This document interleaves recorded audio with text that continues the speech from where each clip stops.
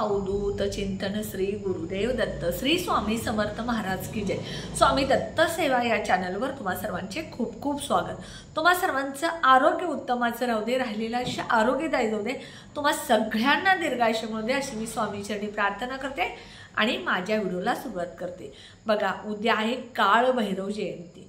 म्हणजे काळ भैरव हे महादेवाचे, भगवान शंकराचे एक उग्र आणि शक्तिशाली असे रूप आहे, जे संरक्षण करणारे देव मानले जातात। असे ह्या काल भैरवांची उद्या जयंती आहे।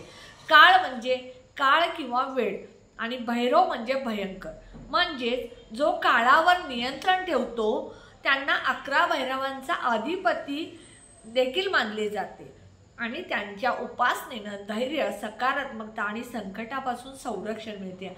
अशा या काळ भैरवांची उद्या जयंती आहे आणि उद्या आपल्याला आपण जिथे पैसे गुंतवलेले आहेत किंवा कुणाला उसने दिलेले आहेत किंवा एखाद्या कंपनीमध्ये गुंतवलेले आहेत, बिशीमध्ये ठेवलेले आहेत किंवा अजून कुठे ठेवलेले आहेत, हे पैसे आपल्याला परत मिळाले नाहीत। हे पैसे परत मिळण्यासाठी, आपले पैसे आपल्याला परत मिळण्यासाठी आपल्याला हा उपाय करायचा आहे उद्याचा।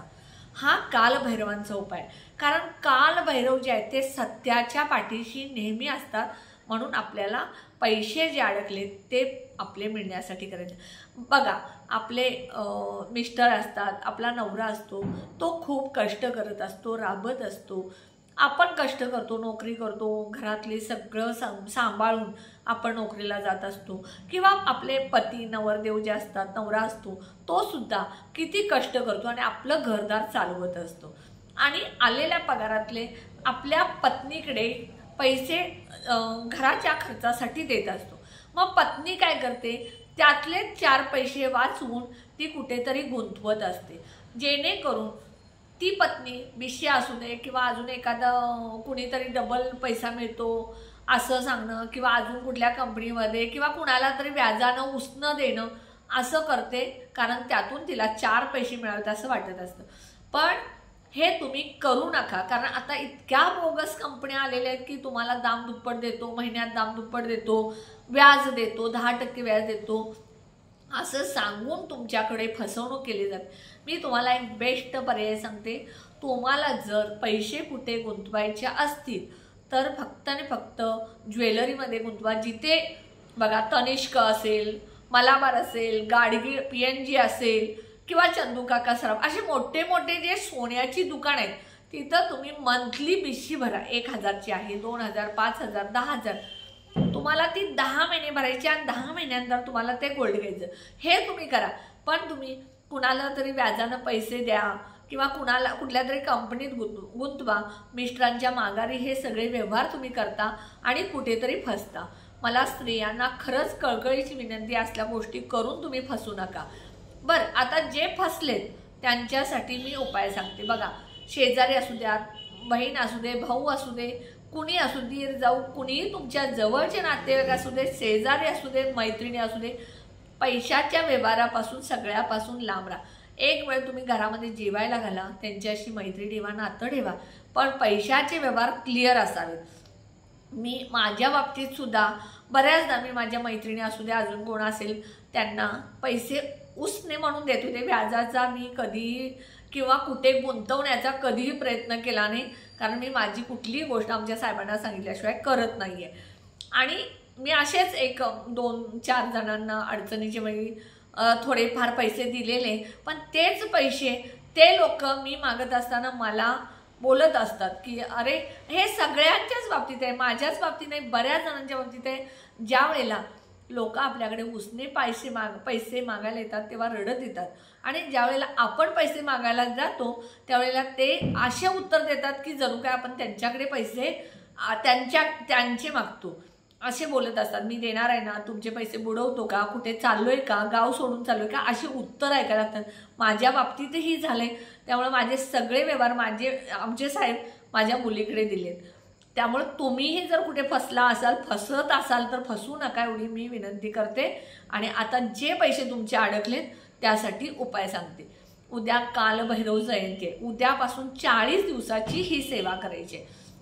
आता काय करायचं, उद्या पहिल्या दिवशी तुम्ही काळभैरवाच्या मंदिरात किंवा महादेवाच्या, तुमच्या गावामध्ये काळभैरवाचं मंदिर नसेल, आसपास तुमच्या गावाच्या शेजारी काळभैरवाचं मंदिर नसेल, तर तुम्ही तुमच्या गावामध्ये जिथे महादेवाचं मंदिर आहे तिथे जायचं.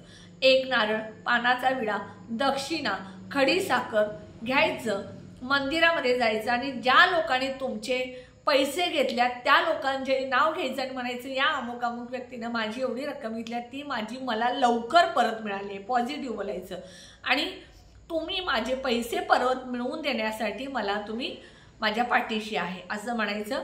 11 वेळा तिथं बसून कालभैरवाष्टक म्हणायचं.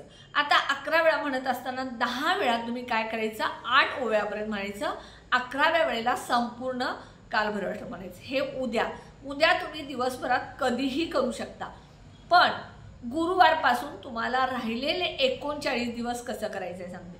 हा कालभैरव असू दे, महादेव असू दे, हे संध्याकाळी तुम्ही त्यांची सेवा करायची असते, कारण त्यांना संध्याकाळी त्यांची सेवा केलेली अतिशय चांगलं असतं. आता तुम्ही 6 ते 9 संध्याकाळी ह्या 6 ते 9 या वेळेत कधीही करू शकता. कोणी जॉबला असेल, 8ला येत असेल, 9ला येत असेल तर तुम्ही करू शकता.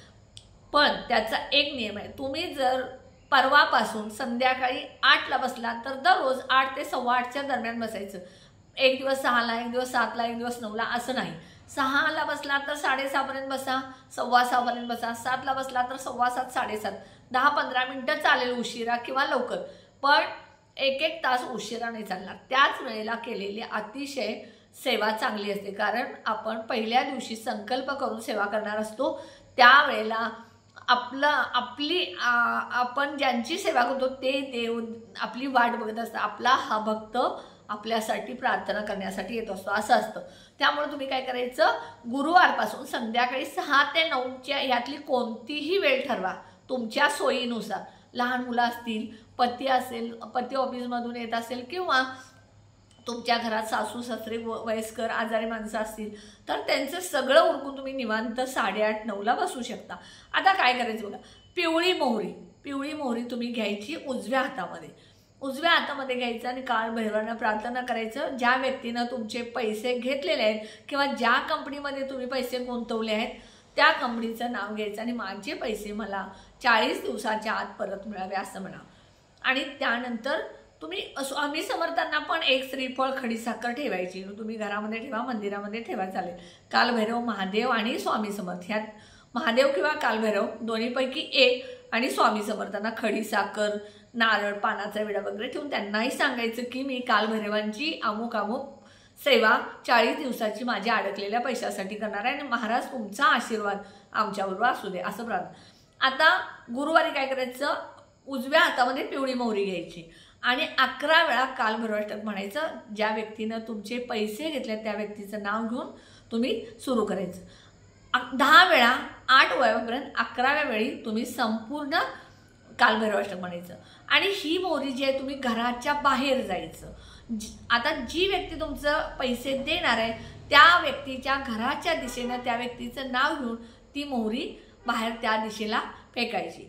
आता तुमची व्यक्ती ज्या दिशेला आहे, पूर्वेला असेल पूर्वेला फेका, पश्चिमेला असेल पश्चिमेला फेका, उत्तरेला असेल उत्तरेला फेका, त्या व्यक्तीच्या घराच्या दिशेनं. आता फ्लॅटमध्ये तुम्ही राहत असाल तर फ्लॅटमध्ये कसं असतं बघा, आपल्या फ्लॅटला लागून एखादी व्यक्ती राहणारी असते. आपण त्यांच्या दारामध्ये त्या दिशेला जर मोहरी टाकली तर कुणालाही शंका येणार. आपण आपल्यासुद्धा दारामध्ये जर कोणी टाकलं तर आपल्याला शंका येते. त्यामुळं तसं करू नका. तर तुम्ही काय करायचं, फ्लॅटमध्ये राहता, तुमच्या अलीकडं फ्लॅट आहेत, समोर फ्लॅट आहे, तर तुम्ही त्यावेळेला त्यांच्या दारात न टाकता तुम्ही काय करायचं, तुम्ही त्या व्यक्तीचं नाव घ्यायचं, त्या दिशेला फक्त हात असा करायचा आणि ती मोहरी तुमच्या दाराच्या तिथे टाकायची. अशा पद्धतीनं तुम्ही 40 दिवस ही सेवा जर केली तर तुमचे अडकलेले पैसे 1000% परत मिळणार. इतका कालभैरवांचा उपाय हा चांगला आहे. पण फक्त सुरुवात करताना कालभैरवांच्या मंदिरात जाऊन नारळ, खडीसाखर, पानाचा विडा, जिलेबीचा नैवेद्य ठेवून तुम्ही प्रार्थना करून यायची. कालभैरवाचं मंदिर नसेल तर तुम्ही तुमच्या तिथं महादेवाच्या मंदिरामध्ये जायचं. मी आमच्या घरापासून एक 5 किलोमीटरवर एक छोटं गाव आहे नांदणी म्हणून, त्या गावामध्ये कालभैरवांचं मंदिर आहे. मी गेल्या वर्षीही तिथं गेले होते आणि ह्या वर्षीही मी उद्या कालभैरव जयंतीला कुठल्याही पैशासाठी जाणार नाही. मला फक्त कालभैरवांचा आशीर्वाद, कारण कालभैरव हे आपल्या पाठीशी खंबीरपणे उभे राहिले तर आपल्या आयुष्यातल्या अडचणी, नकारात्मकता, भीती, भय, दुःख, संकट, करणी, जादू, टोना जे काय ते सगळं दूर होत असतं।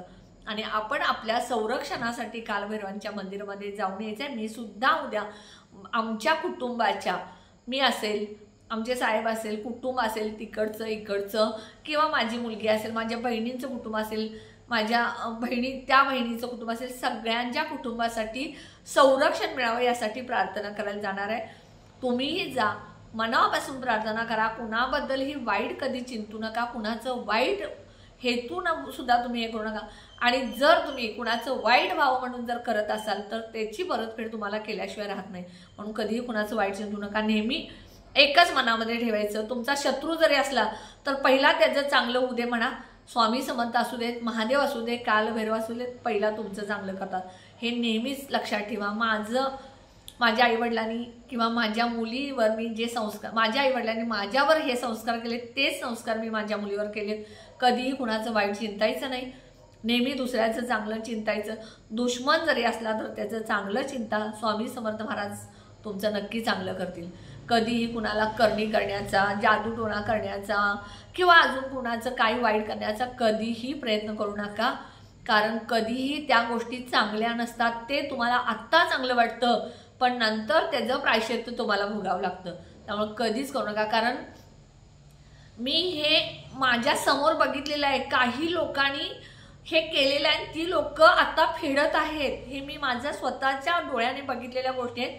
त्यामुळे कधी कुणाचं वाईट चिंतू नका, सगळ्यांचं चांगलं होऊ द्या असं म्हणा, नक्की तुमचं चांगलं होईल। व्हिडिओ कसा वाटला कमेंट बॉक्समध्ये सांगा। व्हिडिओला जास्तीत जास्त शेअर करा, कारण तुमचे शेजारी असतील, मित्र मैत्रिणी, संबंधित नातेवाईक असतील, त्यांनाही त्यांचे कुणाचे पैसे अडकले असतील तर उपयोग होईल। आणि व्हिडिओला लाईक करायला विसरू नका, कमेंट करायला विसरू नका। आणि जे कोणी माझे व्हिडिओ नवीन बघत असतील त्यांनी प्लीज माझ्या व्हिडिओला सबस्क्राईब करायला विसरू नका। श्री स्वामी समर्थ।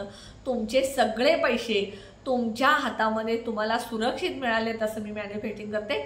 श्री स्वामी समर्थ।